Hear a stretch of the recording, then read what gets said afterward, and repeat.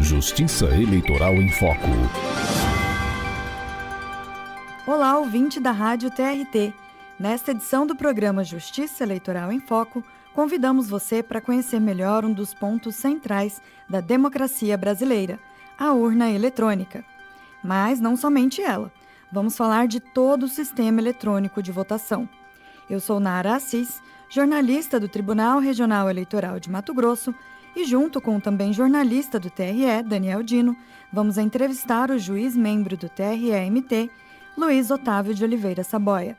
Seja bem-vindo, doutor Saboia. Obrigado a todos. É um prazer a gente estar aqui na rádio do TRT, conversar com os ouvintes acerca do processo eleitoral e tirar as dúvidas que a gente puder discutir e trocar ideias.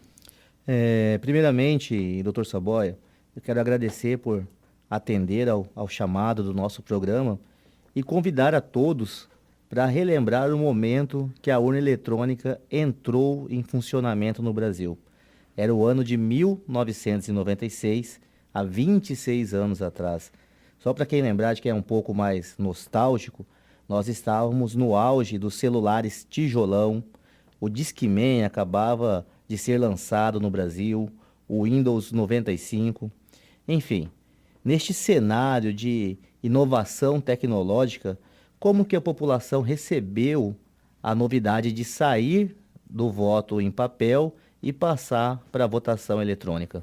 Eu não tenho dúvida de que na época houve sim surpresa, afinal de contas a gente está falando de um período em que a expansão da tecnologia começou, mas o uso de computador ainda não era algo comum, não era algo cotidiano nos lares.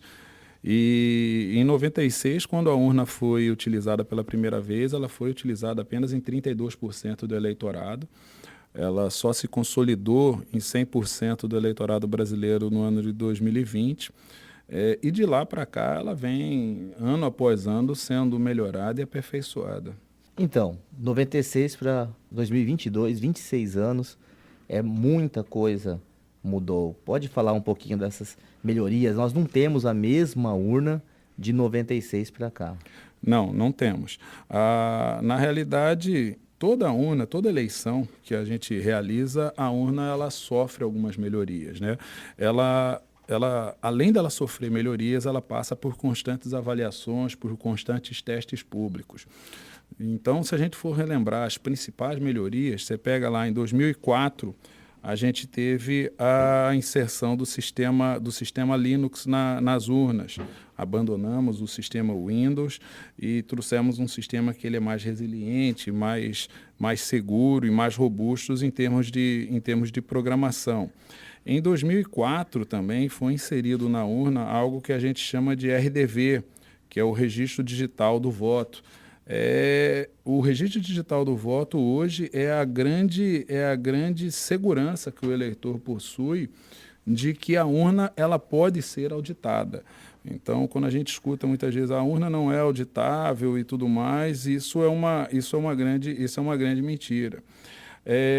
Em 2020 agora nós utilizaremos um modelo que é o último modelo. Em 2022, nós utilizaremos o modelo 2020, que é um modelo que conta com criptografia ICP, que conta com assistente em Libras, que tem um processador muito mais rápido do que o modelo 2018, que conta com maiores camadas de proteção.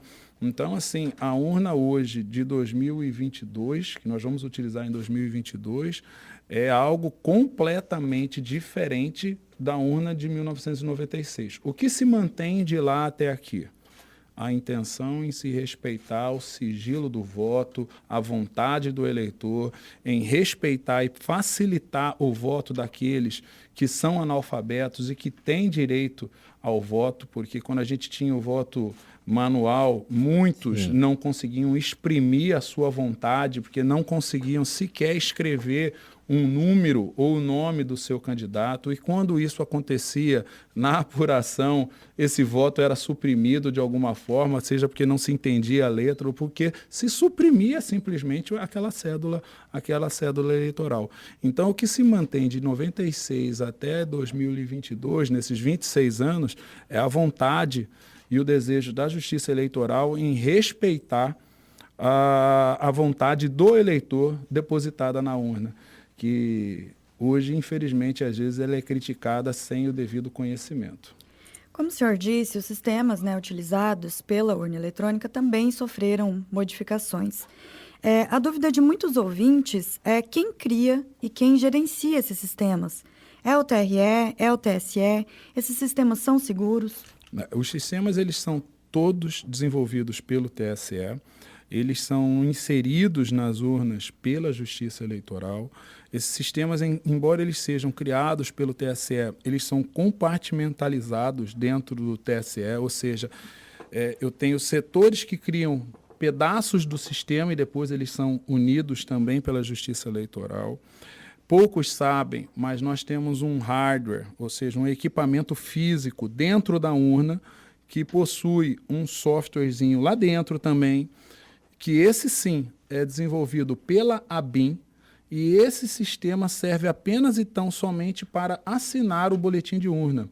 Então, aquele resultado que é apresentado à sociedade através do boletim de urna é um resultado do sistema do TSE assinado pela ABIN, pela Agência Brasileira de Inteligência, algo que se discute hoje, por que o Exército não participa, por que as Forças Armadas... Nós temos a participação da principal agência de inteligência do Brasil dentro da urna eletrônica. E com relação ao teste público de segurança, né? É um teste que é realizado regularmente, né? Só que tem circulado nos grupos de WhatsApp informações de que peritos da Polícia Federal encontraram fragilidades na urna e conseguiram hackear o aparelho, né? O que é real nessa história? Se eu tivesse 5 segundos para responder, eu falaria nada, né? O teste público de segurança ele é feito desde 2015, ele se tornou obrigatório desde 2016. Como é que ele funciona, só para que a gente entenda? O teste público ele é disponibilizado, a urna é disponibilizada aos atacantes, como são chamados, as instituições como o Exército, Polícia Federal, universidades e tudo mais. Algumas barreiras são desabilitadas para que essas pessoas possam testar a urna com maior segurança. E mesmo nos testes públicos, que foram feitos desde 2016 até agora, 2022, nós tivemos testes esse ano, inclusive com a urna de 2020, nunca se atestou nenhuma forma de se fraudar a urna. O que sempre se conseguiu verificar olha, existe uma possibilidade de melhoria nessa camada de segurança. Existe aqui uma possibilidade de ampliação da segurança no teclado. E toda vez que alguma coisa é apontada, o TSE acolhe os apontamentos e depois entrega novamente a urna para que aquele que apontou aquela vulnerabilidade ateste. Essa vulnerabilidade persiste ou não? Essa vulnerabilidade ainda existe? E aí há um segundo relatório dizendo a vulnerabilidade não mais existe. Com relação a esse fato que circula nas redes, esse é um vídeo, na verdade, de 2018. É um vídeo que a Associação Nacional dos Peritos Criminais Federais, na época, emitiu uma nota dizendo que é um vídeo que um perito diz que foi encontrado vulnerabilidades na urna e que o STF esconde essas vulnerabilidades e que por isso poderia ser alterado o resultado das eleições.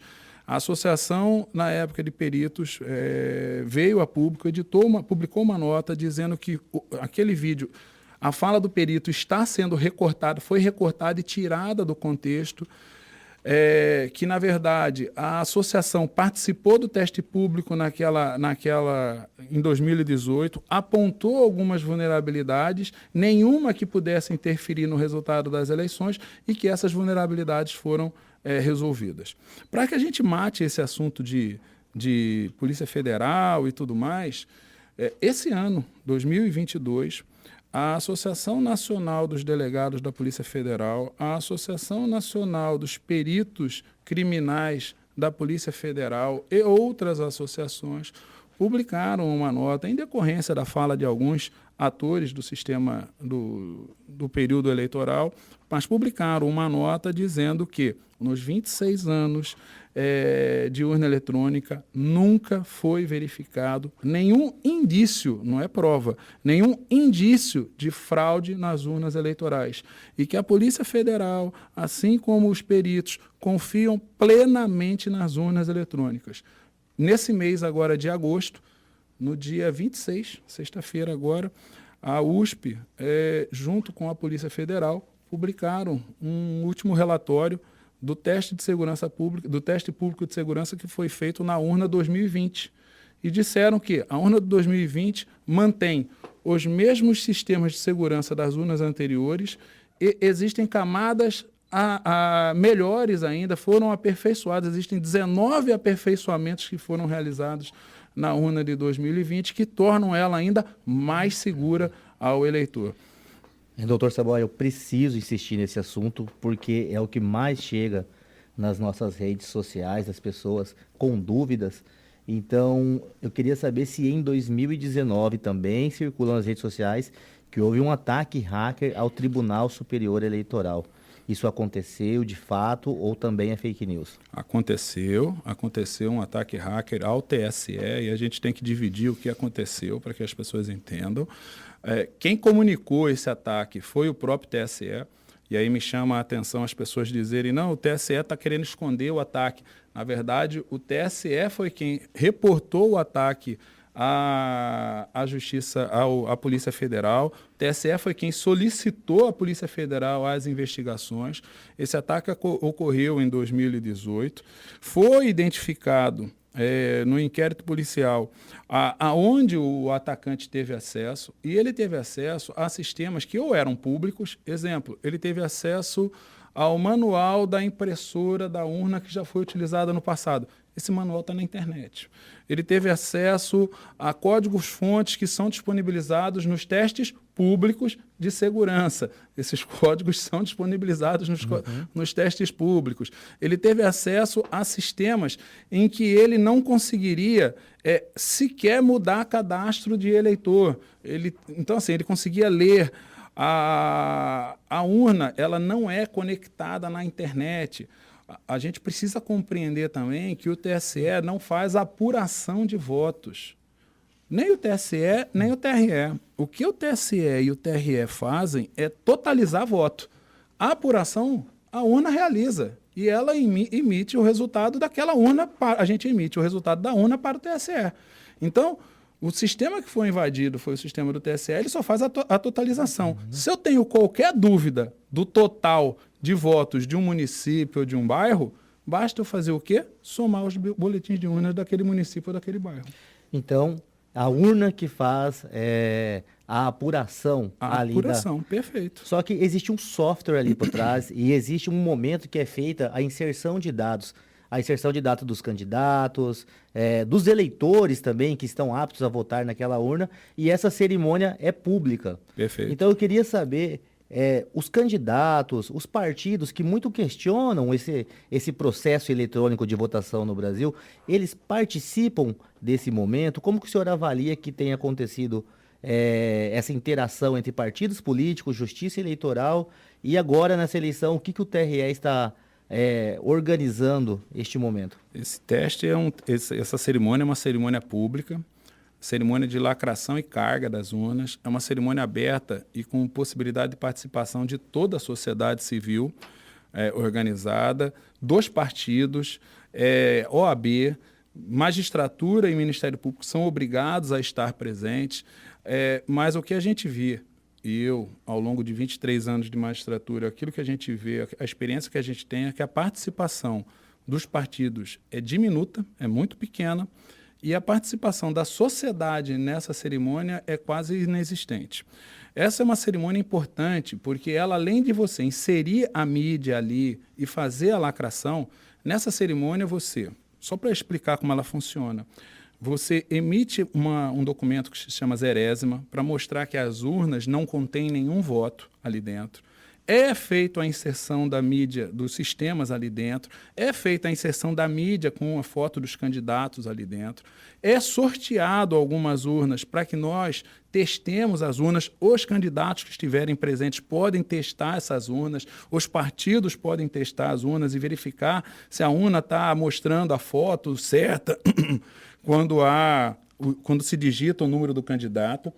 E nessa cerimônia se emite algo que a gente chama de hash, que é um código alfanumérico grande que identifica aquela urna.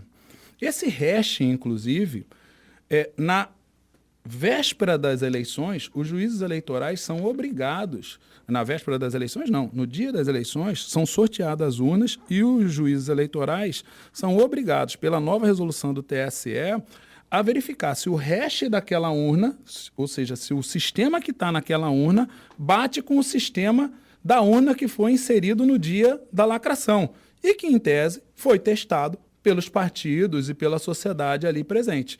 Ou seja, é a certeza de que aquele sistema que foi inserido na frente de todos e que foi testado continua lá naquela urna e vai ser utilizado na votação. Além dessa certeza, existe uma coisa chamada o teste público de integridade. Parece que tinha um outro nome, né? Era votação paralela até essa eleição. E tem novidades para essa eleição de Temos de novidades. A eleição paralela nós realizamos, inclusive, de modo excepcional aqui em Mato Grosso, no ano passado, quando a gente precisou fazer eleições complementares em alguns municípios. O teste público, esse teste de integridade, um dia antes da eleição, são sorteadas as urnas.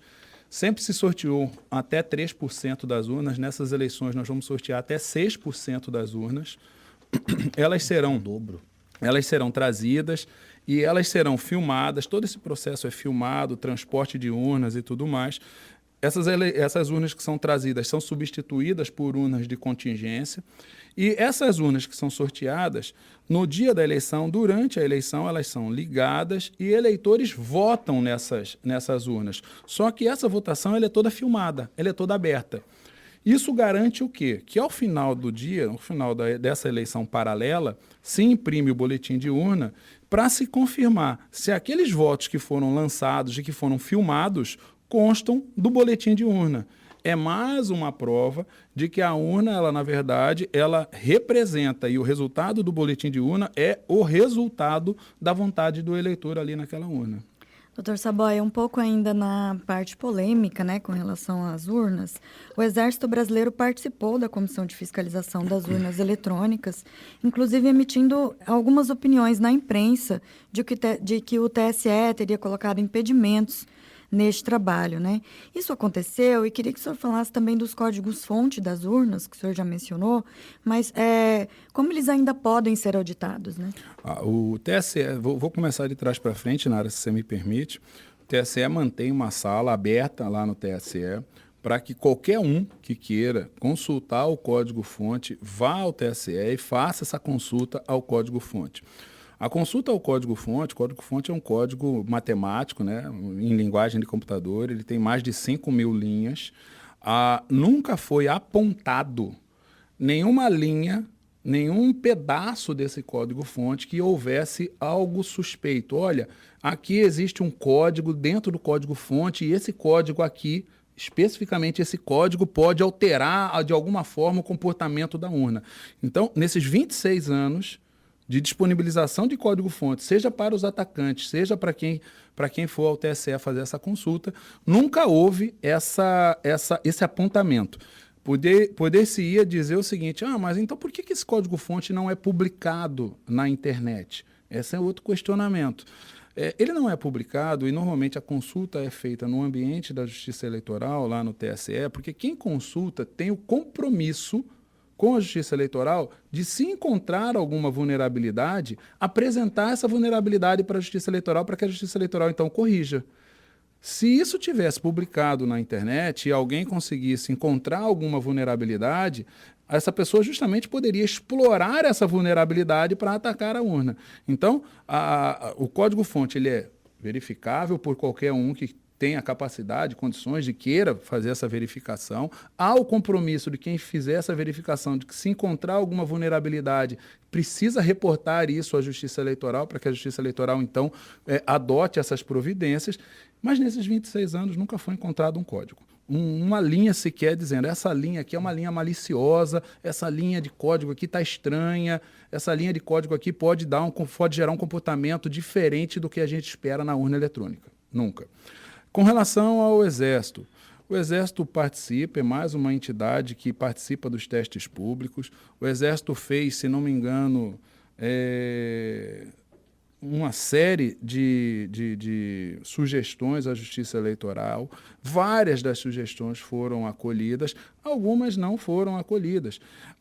E algumas não foram acolhidas porque nós já possuímos aquilo que era pedido pelo Exército de outra forma.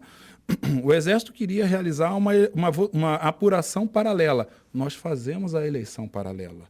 O Exército queria fazer uma contagem do eleitor que comparece ali. Nós temos o controle de eleitor através do caderno de votação. Nós temos o controle biométrico. Diga-se de passagem que em Mato Grosso nós temos 2.400.000 eleitores e 1.800.000 eleitores estão biometrizados.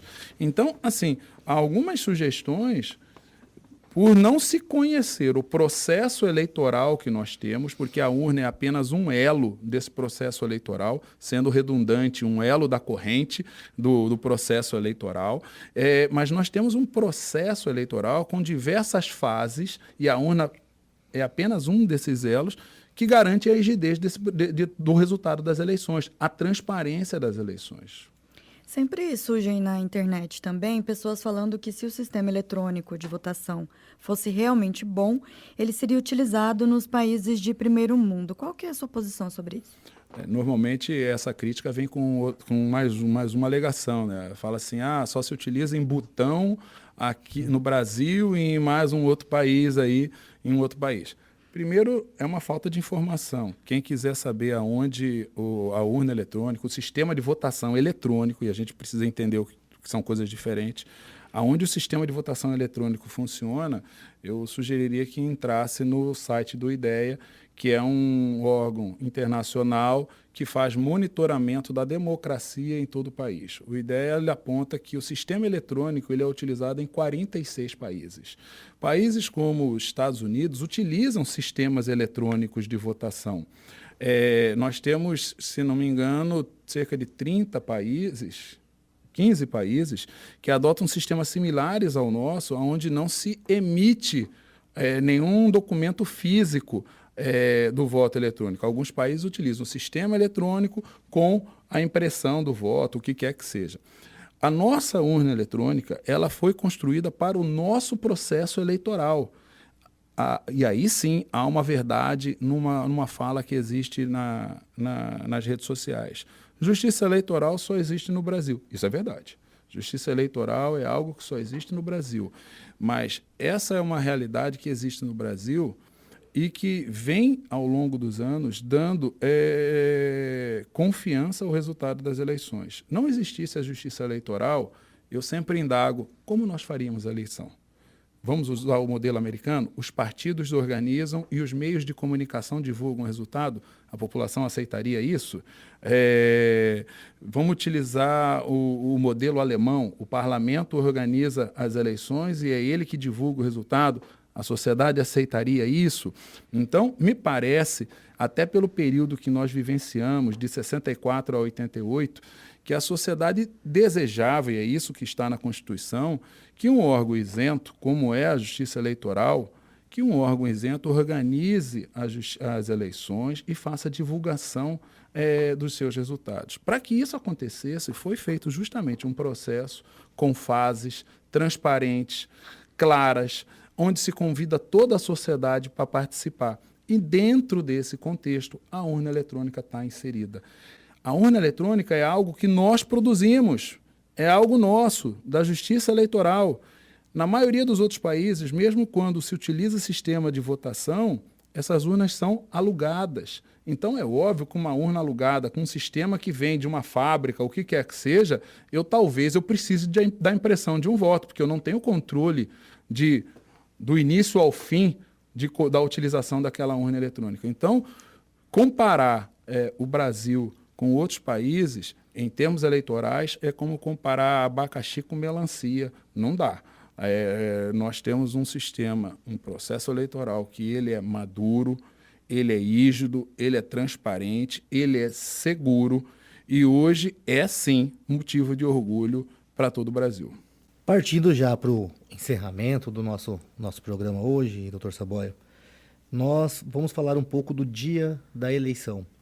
Eu acredito que existem 2 documentos, o senhor já citou eles ao longo da entrevista, que é a Zerésima e o boletim de urna. Eu queria que o senhor explicasse para o nosso ouvinte qual que é a função de cada um e como que eles também são documentos que garantem a segurança do voto no sistema eletrônico de votação. Então, eu vou explicar só o iniciozinho de quando essa urna vai ser colocada lá no dia da sessão eleitoral. É bom que o cidadão saiba que quando o mesário, o presidente de mesa, instalar a urna, ele vai, no dia da eleição, ele vai fazer alguns testes na urna. Um desses testes a gente chama de teste de teclado, onde ele vai testar o teclado para ver se todas as teclas estão funcionando e se quando ele clica na tecla aparece o número certo ali na tela. Então, esse teste vai ser feito pelo presidente de mesa, na presença dos fiscais que estarão ali dentro.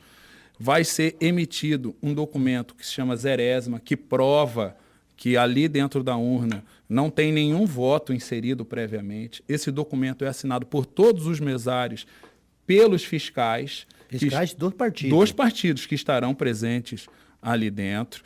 E ao final da votação é impresso algo que a gente chama de boletim de urna, que é o resultado da eleição naquela urna.